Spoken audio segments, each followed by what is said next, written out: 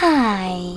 In front of me is Huawei Nova 11 and today I would like to show you how you can operate App Permission Manager.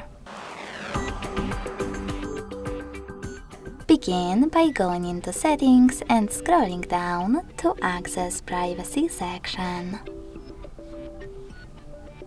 Now select Permission Manager and click on one of your device's features that you wish to manage, like microphone. Now tap on one of your apps from one of those sections, allow only while in use or denied. I will go with Opera from the Night section and apply one of those options by tapping on the best one. Ask each time, allow only while in use or deny.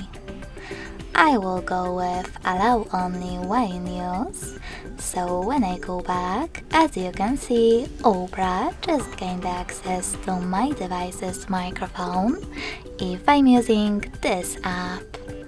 But you can always select any feature and tap on an app that you wish to manage, like clock.